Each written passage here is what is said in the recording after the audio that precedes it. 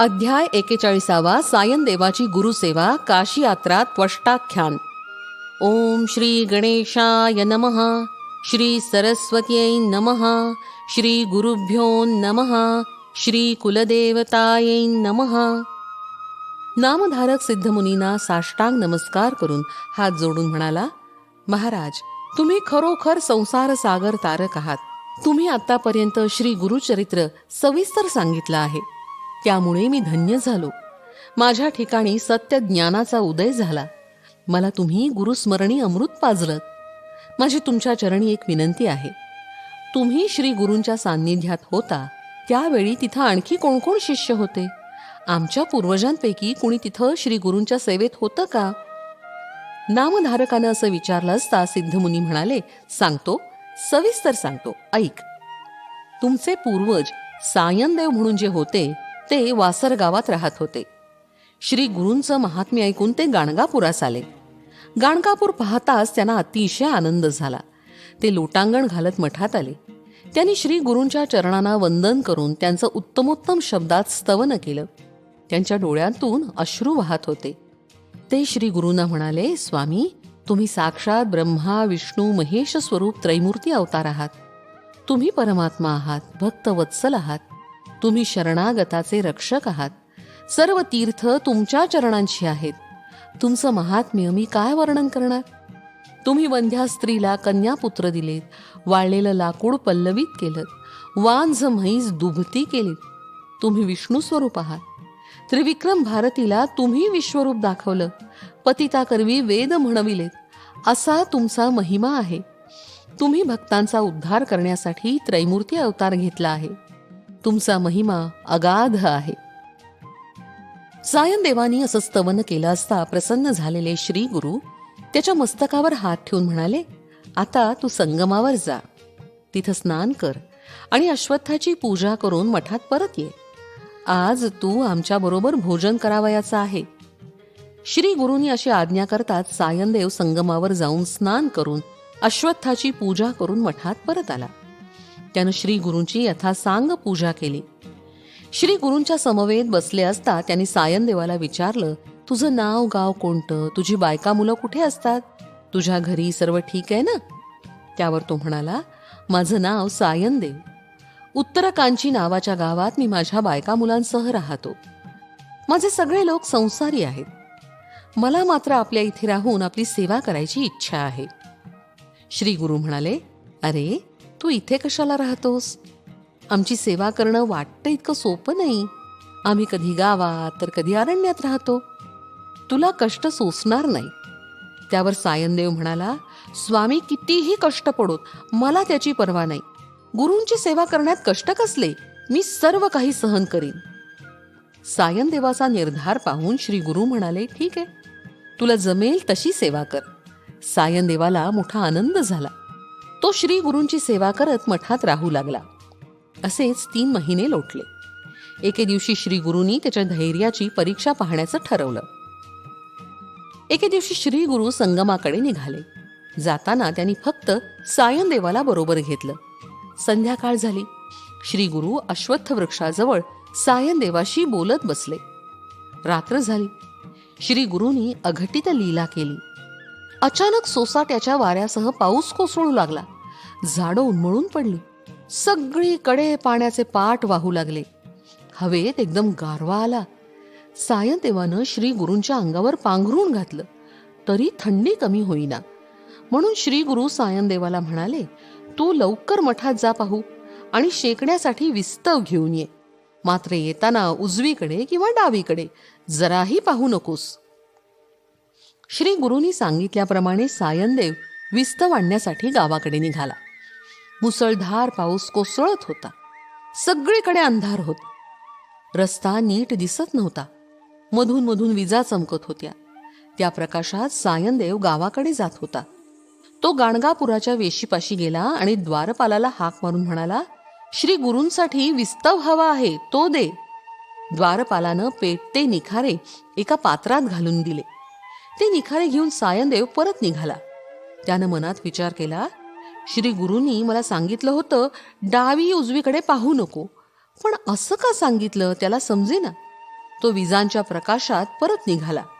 त्यानं केवळ जिज्ञासा म्हणून डावी उजवीकडे पाहिलं तर काय, त्याच्या बरोबर 2 प्रचंड नाग अर्धे उभे राहून फणा वर करून चालले होते. नागांना पाहताच तो अतिशय घाबरला आणि संगमाकडे धावत सुटला. त्याच्या बरोबर ते नागही येत होते. श्री गुरूंचं स्मरण करीत तो संगमाजवळ आला. सहस्त्र दिव्यांच्या प्रकाशात श्री गुरु अश्वत्थ वृक्षाखाली बसले असून त्यांच्या भोवती अनेक ब्राह्मण वेद पठण करत बसले आहेत असं त्याला लांबून दिसलं. तो जवळ गेला तर श्री गुरु एकटेच बसलेत असं त्याला दिसलं. हा काय चमत्कार आहे, त्याला काहीच समजेना. ते 2 नाग श्री गुरूंना वंदन करून एकाएकी नाहीसे झाले. अत्यंत घाबरलेल्या सायनदेवाला पाहून श्री गुरूंनी त्याला विचारलं, अरे सायनदेवा, तू इतका घाबरलेला का दिसतोयस? तुझ्या रक्षणासाठी तर मी ते 2 नाग पाठवले होते. आमची सेवा करणं किती कठीण आहे हे आता तुला समजलं ना? अरे सेवा धर्म मोठा गहन आहे. दृढ भक्तीनं सेवा करशील तर कळीकाळाचंही भय तुला वाटणार नाही. सायनदेव श्री गुरूंच्या पाया पडून म्हणाला, मला दृढ भक्ती कशी करावी, ती कशी असते ते सांगा, म्हणजे माझं मन तुमच्या चरणी स्थिर राहील. श्री गुरु म्हणाले, दृढ भक्ती कशी असते याविषयी मी तुला उद्या प्रातःकाली एक कथा सांगेन. आता रात्र झाली आहे, आपण मठात परत जाऊया. मग श्री गुरु सायनदेवासह मठात परत आले. सायनदेवाची परीक्षा झाली होतीच. दुसऱ्या दिवशी प्रातःकाली श्री गुरूंनी गुरुभक्तीविषयी कथा सांगण्यास सुरुवात केली. मठातील इतर शिष्यही ती कथा ऐकण्यासाठी श्री गुरूंच्या समोर आले. श्री गुरु म्हणाले, एकदा काय झालं, कैलास पर्वतावर शिव पार्वती एकांतात बोलत बसले होते. त्यावेळी पार्वतीनं शंकरांना विचारलं, नाथ, गुरुभक्ती कशी असते ते मला सविस्तर सांगा. पार्वतीनं असं विचारलं असता शिवशंकर म्हणाले, एका गुरुभक्तीनं सर्व काही साध्य होतं. शिव तोच गुरु समजावा. अनेक व्रत अनुष्ठानं करून सुद्धा जी गोष्ट साध्य होत नाही ती गुरुभक्तीनं त्वरित साध्य होते. तपानुष्ठान, यज्ञयाग, दानधर्म यात अनेक संकट येतात. गुरुभक्तीचं तसं नाही. गुरुभक्तीनं सर्व काही लवकर साध्य होतं. मात्र गुरुभक्ती निष्ठापूर्वक दृढतेनं करावयास हवी. हे पार्वती, त्याविषयी मी तुला एक कथा सांगतो. त्वष्टा हा ब्रह्मदेवाचाच अवतार. त्याला एक अत्यंत सुंदर, बुद्धिमान, कार्यकुशल असा पुत्र झाला. त्वष्ट्यानं यथासमय त्याचं मौंजी बंधन करून त्याला विद्याध्ययनासाठी गुरुगृही पाठवलं. तो गुरुगृही राहून आपल्या गुरूंची अगदी मनोभावे सेवा करीत असे. एके दिवशी मोठा पाऊस सुरू झाला. गुरूंची पर्णशाळा गळू लागली. त्यावेळी गुरु त्या शिष्याला म्हणाले, ही आमची जीर्ण झालेली पर्णशाळा दरवर्षी पावसाळ्यात गळते, म्हणून तू आमच्यासाठी एक भक्कम, कधीही न गळणारं घर तयार कर. त्याच वेळी गुरुपत्नी त्या शिष्याला म्हणाली, माझ्यासाठी एक चांगली कंचुकी आण. ती विणलेली नसावी किंवा शिवलेलीही नसावी. गुरुपुत्र म्हणाला, माझ्यासाठी पादुका आण. त्या घालून पाण्यावरून मला चालता यावं. त्या पादुका मला वाटेल तिथं घेऊन जातील. त्या पादुकांना चिखल लागू नये अशा पादुका माझ्यासाठी लवकर आण. गुरुकन्या म्हणाली, माझ्यासाठी सुद्धा काहीतरी आण ना. मला 2 कर्णभूषणं आण. त्याचप्रमाणे मला खेळण्यासाठी हस्तिदंती घरकुल आण. ते कधीच तुटणार नाही, जीर्ण होणार नाही असं असावं. ते एका खांबावर उभं असावं. मी जिथे असेन तिथे ते आपोआप यावं. त्या घरात पाट वगैरे सर्व काही असावं. त्यात ठेवण्यासाठी भांडीकुंडी असावीत. ते सदैव नवं दिसावं. याशिवाय मला स्वयंपाक करण्यास शिकव. स्वयंपाकाची भांडी कधी काळी होऊ नयेत. त्या शिष्यानं त्या सर्व वस्तू आणण्याचं कबूल केलं. मग सर्वांचा निरोप घेऊन तो निघाला आणि एका मोठ्या अरण्यात शिरला. आता तो मोठ्या काळजीत पडला. तो विचार करू लागला, मी एक साधा ब्रह्मचारी, मला साधी पत्रावळ लावता येत नाही. मग मी या सर्व गोष्टी कशा काय करणार? आता मला कोण मदत करेल? ही सांगितलेली सर्व कामं मी लवकर केली नाहीत तर गुरु माझ्यावर रागावतील, मला शाप देतील. मी हे न जमणारं काम का बरं स्वीकारलं? आता प्राणत्याग करणं हाच एक उपाय. असा विचार करत असताना तो वनातून जात असताना त्याला अचानक एक अवधूत भेटला. तो बालब्रह्मचार्याला म्हणाला, अरे तू कुठे चाललायस? तू कसल्या तरी काळजीत दिसतोयस. तुझी काय चिंता आहे मला सांग. दुःख करू नकोस. तो अवधूत असं बोलला असता तो बालब्रह्मचारी त्यांच्या पाया पडून म्हणाला, स्वामी मला वाचवा वाचवा, मी चिंता सागरात बुडालोय. माझं पूर्वपुण्य थोर म्हणूनच आज तुम्ही मला भेटलात. तुम्ही साक्षात परमेश्वरच आहात. माझ्यावर गुरुकृपा आहे म्हणूनच या निर्मनुष्य अरण्यात तुम्ही भेटलात. तुमच्या दर्शनानं माझं मन शांत झालं. तुम्ही भक्तवत्सल आहात. असं बोलून त्या बालब्रह्मचार्यानं अवधूताच्या चरणानं मिठी मारली. अवधूतानं त्याला आलिंगन देऊन त्याची सगळी विचारपूस केली आणि तुला कसली चिंता आहे असं विचारलं. मग त्या बालब्रह्मचार्यानं आपली सगळी हकीकत सांगितली. आपल्या गुरूंनी, गुरुपत्नींनी आणि त्यांच्या मुलांनी कोणती कामं सांगितली आहेत ते सांगितलं. आपण सध्या बालब्रह्मचारी असून न जमणारं कठीण काम स्वीकारलं ते मी कसं करणार? केलं नाही तर गुरु रागावतील, मला शाप सुद्धा देतील. त्यामुळे मला मोठी चिंता लागून राहिलीये. आता मी काय करू? मला मार्ग सुचवा, अशी त्यानं विनंती केली असता अवधूत म्हणाले, तू आता काशी क्षेत्री जा. त्यामुळे तुझं सर्व काम होईल. काशी महाक्षेत्र असून तिथं सर्व कार्य सिद्धीला जातात. तिथं जाऊन तू काशी विश्वनाथाची आराधना कर. तिथंच ब्रह्मदेवाला सृष्टीचं आणि विष्णूला विश्वपालनाचं ज्ञान प्राप्त झालं. तिथंच सर्व साधकांची साधना सफल होते. तू तिथं जा, म्हणजे तुझ्या सर्व इच्छा पूर्ण होतील. तुला 4 पुरुषार्थ प्राप्त होतील. त्या क्षेत्राला आनंद कानन असं म्हणतात. तेथील पुण्याची गणनाच करता येत नाही. त्या काशी क्षेत्रात फिरताना प्रत्येक पावलागणिक अश्वमेध यज्ञ केल्याचं पुण्य होतं. यावर विश्वास ठेव, कसलीही चिंता करू नकोस. अवधूतानं असं सांगितलं असता तो ब्रह्मचारी म्हणाला, मी इथे अरण्यात आहे. मला काशी कुठे आहे बरे काही माहिती नाही. ते आनंद कानन पृथ्वीवर आहे की स्वर्गात आहे, पाताळ लोकात आहे की आणखीन कुठे, मला काहीच माहिती नाही. मला तिथं कोण देणार? तुम्ही मला न्याल का? पण तुम्हाला खूप कामं असणार, त्यामुळे मला तिथं न्या असं मी कसं म्हणू? अवधूत म्हणाला, चिंता करू नकोस, मी तुला घेऊन जातो. तुझ्या निमित्तानं मलाही काशी विश्वनाथाचं दर्शन घडेल. काशी यात्रा नाही तर जीवन व्यर्थ ठरतं. असं बोलून त्या अवधूतानं योग बलानं एका क्षणात त्या ब्रह्मचार्यास काशी क्षेत्री नेलं. तिथं गेल्यावर अवधूतानं ब्रह्मचार्याला तिथं असलेल्या शिवलिंगाचं कोणत्या क्रमानं दर्शन घ्यावं हे सगळं नीट समजावून सांगितलं. सर्वप्रथम मणिकर्णिकेत स्नान करून विनायकाचं दर्शन घेऊन कंबळेश्वराची पूजा करावी. मग विश्वनाथाचं दर्शन घेऊन मणिकर्णिकेत स्नान करावं. मणिकर्णिकेश्वराची पूजा करावी. त्यानंतर कंबळेश्वर, वासुकीश्वर, पर्वतेश्वर, गंगाकेशव, ललिता देवी, जरासंघेश्वर, सोमनाथ, शूळटंकेश्वर, वराहेश्वर, ब्रह्मेश्वर, अगस्त्येश्वर, कश्यपेश्वर, हरिकेशवनेश्वर, वैद्यनाथ, ध्रुवेश्वर, गोकर्णेश्वर, हाटकेश्वर, अस्थिक्षेप, तटाकतीर, किकसेश्वर, भारतभूतेश्वर, चित्रगुप्तेश्वर, पाशुपतेश्वर, पितामहेश्वर, कल्लेश्वर, चंद्रेश्वर, विश्वेश्वर, अग्नीश्वर, नागेश्वर, हरिश्चंद्रेश्वर, चिंतामणी विनायक, सोमनाथ विनायक, वसिष्ठ, वामदेव, त्रिसंध्येश्वर, विशालाक्ष, धर्मेश्वर, विश्वबाहू, आशा विनायक, वृद्धादित्य, चतुर्वक्त्रेश्वर, ब्रह्मेश्वर, मनःप्रकामेश्वर, ईशानेश्वर, चंडीश्वर, भवानी शंकर, धुंडीराज, राजराजेश्वर, लागुलेश्वर, नकुलेश्वर, परान्नेश्वर, परद्रव्येश्वर, पाणीग्रहणेश्वर, गंगेश्वर, मोरेश्वर, ज्ञानेश्वर, नंदिकेश्वर, निष्कलंकेश्वर, मार्कंडेयेश्वर, असुरेश्वर, तारकेश्वर, महाकालेश्वर, महेश्वर, मोक्षेश्वर, वीरभद्रेश्वर, अविमुक्तेश्वर, पंचविनायक, आनंद भैरव अशी अंतर्ग्रहाची यात्रा करून मुक्तिमंडपात यावं आणि तिथं पुढील मंत्र म्हणावा. अंतर्गृहस्य यात्रेयं यथा वद्या मया कृता न्यूतातिरिक्तया शंभुः प्रियता मनया विभुः. असा मंत्र जपून विश्वनाथाला नमस्कार करावा. मग तिथून दक्षिण मानस यात्रेस सुरुवात करावी. मणिकर्णिकेत स्नान करून विश्वनाथाची पूजा करावी आणि यात्रेचा संकल्प सोडावा. मग मोदादी पंचविनायकाची भक्तिभावानं पूजा करावी आणि पुढील लिंगांचं दर्शन घ्यावं. धुंडीराज, भवानी शंकर, दंडपाणी, विशालाक्ष यांची पूजा करावी. त्यानंतर धर्मकूपात स्नान करून श्राद्धादी कार्य करावी. त्यानंतर धर्मेश्वर, गंगाकेशव, ललितादेवी, जरासंधेश्वर, सोमनाथ, वराहेश्वर, दशाश्वमेध तीर्थ, प्रयाग तीर्थ इथं स्नान करून श्राद्धविधी करावा.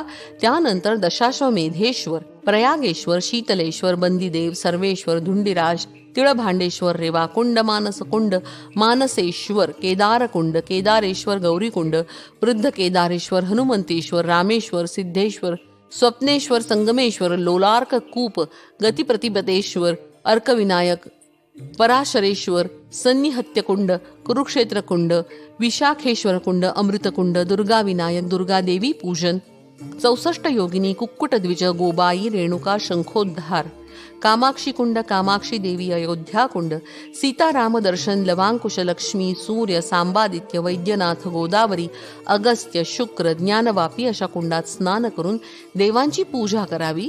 ज्ञानेश्वर, दंडपाणी, आनंद भैरव, विश्वनाथ यांची पूजा करावी. अवधूतानं त्या बालब्रह्मचार्याला काशी महात्म्य सांगून उत्तर मानस यात्रा कशी करावी हे सांगून काशीतील अनेक तीर्थांचा क्रमही सांगितला. संपूर्ण यात्रा त्याच्याकडून करवून घेतली. काशीतील अनेक कुंडांची, लिंगांची, देवदेवतांची नावं आणि त्यांचं महात्म्य सांगितलं. ही सर्व यात्रा तू यथाविधी कर, म्हणजे तुझ्या सर्व इच्छा पूर्ण होतील असा आशीर्वाद देऊन तो अवधूत गुप्त झाला. अतिशय आनंदित झालेल्या त्या ब्रह्मचार्यानं यथाविधी संपूर्ण यात्रा पूर्ण केली. त्यावेळी प्रसन्न झालेले भगवान शंकर प्रकट झाले आणि तुला हवा असेल तो वर माग असं म्हणाले. आपल्या गुरूंनी, गुरुपत्नीनी आणि गुरुकन्यापुत्रानं जे जे मागितलं होतं ते सर्व ब्रह्मचार्यानं शंकराला सांगितलं. संतुष्ट झालेले शंकर त्याला म्हणाले, तुझी गुरुभक्ती पाहून मी तुझ्यावर प्रसन्न झालो आहे. तुला सर्व विद्या प्राप्त होतील, तू विश्वकर्मा होशील, तुला 4 पुरुषार्थ प्राप्त होतील, तुला सृष्टी रचनेचं सामर्थ्य प्राप्त होईल असा वर देऊन भगवान शंकर गुप्त झाले. या वरप्राप्तीनं आनंदित झालेल्या त्या ब्रह्मचार्यानं आपल्या नावाचे विश्वकर्मेश्वर लिंग स्थापन केलं. मग त्यानं भगवान शंकरांनी दिलेल्या सामर्थ्यानं आपले गुरु, गुरुपत्नी, गुरुकन्या आणि गुरुपुत्र यांनी जे जे मागितलं होतं ते सर्व निर्माण करून सर्व वस्तूंसह तो गुरुगृही परत आला. त्यानं आपल्या गुरूंना साष्टांग नमस्कार घातला. गुरु, गुरुपत्नी आणि गुरुकन्या आणि गुरुपुत्र यांनी ज्या ज्या वस्तू सांगितल्या होत्या त्या त्या वस्तू त्यांना दिल्या. त्याची गुरुभक्ती पाहून गुरुनी त्याला अनेक आशीर्वाद दिले. गुरु त्याला म्हणाले, तुझ्या भक्तीनं मी संतुष्ट झालो आहे.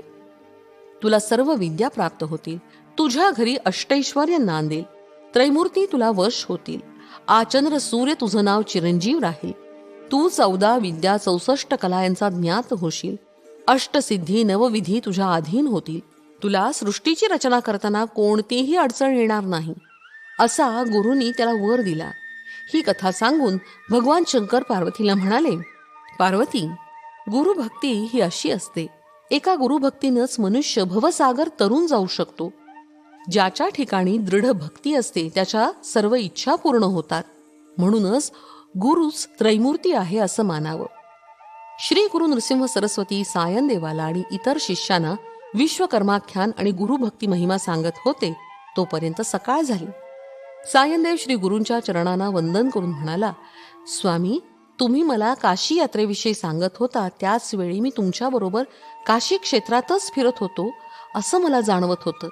त्यावेळी मी ते स्वप्न पाहत होतो की सत्य मला माहीत नाही असं बोलून त्यानं तिथल्या तिथे आदौ ब्रह्मत्वमेव जगताम हे अत्यंत प्रासादिक संस्कृत स्तोत्र रचून श्री गुरूंना ऐकवलं आणि म्हणाला, स्वामी, आपणच त्रैमूर्तींचा अवतार आहात. आपण भक्तजनांच्या उद्धारासाठी पृथ्वीवर अवतीर्ण झाला आहात. मला तुम्ही 4 पुरुषार्थ प्राप्त करून दिलेत. आपणच विश्वनाथ असून आपल्या चरणापाशी काशी आहे. त्यावर प्रसन्न झालेले श्री गुरु म्हणाले, तूच आमचा श्रेष्ठ भक्त आहेस, म्हणूनच तुला मी काशी दाखवली. तुझ्या 21 पिढ्यांना या यात्रेचं फळ मिळेल. आता तू तुझ्या बायका मुलांसह इथं राहून आमची सेवा कर, पण काही झालं तरी यवनाची सेवा करू नकोस. जर केलीस तर तुझा नाश होईल. सायनदेवाला अतिशय समाधान वाटलं. इतर शिष्यांनी सुद्धा कंडे निंदू भक्तजन इत्यादी कन्नड स्तोत्र तयार करून म्हटली. ती ऐकून श्री गुरु अतिशय प्रसन्न झाले. मग सायनदेव आपल्या गावी गेला आणि आपल्या बायका मुलांना घेऊन मठात आला. सर्वांनी श्री गुरूंच्या चरणांना वंदन केलं. मग सर्व शिष्यांना आपल्या भोवती बसवून श्री गुरूंनी त्यांना उपदेश केला.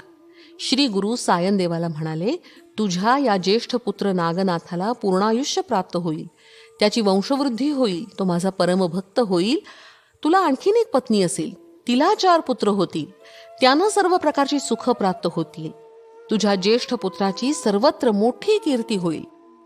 आता तुम्ही सर्वांनी संगमावर जाऊन स्नान करा. मग सर्वजण संगमावर जाऊन विधिवत स्नान करून अश्वत्थाची पूजा करून मठात आले. मग श्री गुरु म्हणाले, आज अनंत चतुर्दशी आहे. सर्वजण आज श्रीदेव अनंताची पूजा करतात. त्यावर सायनदेव म्हणाला, स्वामी, तुमची चरणसेवा हेच आमच्यासाठी अनंत व्रत आहे. तथापि या व्रताचं महात्म्य काय आहे? या व्रताचा विधी कसा असतो? या व्रताचं फळ काय?